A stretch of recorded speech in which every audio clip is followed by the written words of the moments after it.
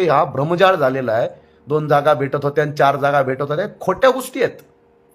वंचित बहुजन आघाडीला 3 जागांची ऑफर होती, पण अकोला ही आपली परंपरागत जागा जर सोडली तर दुसऱ्या दोन्ही जागा या सपशेल 5-5 लाखाच्या फरकानं पडणाऱ्या जागा या बदमाश लोकांनी ऑफर केल्या होत्या. चालाकी करून एक सायकोलॉजिकल गेम उभा करायचा आणि या लोकांनी वंचित बहुजन आघाडीला बदनाम करण्याचं षडयंत्र आखलं.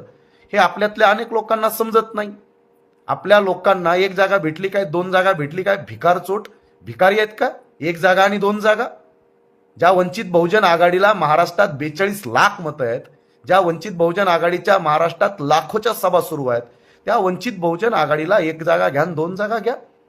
अशा प्रकारे वंचित बहुजन आघाडीला बदनाम करण्याचं आणि आपल्याला कोणत्याही सन्मानजनक जागांची ऑफर झालेली नाही, हे आपल्या महाराष्ट्रातल्या जनतेनं कृपा करून समजून घ्यावं. वंचित बहुजन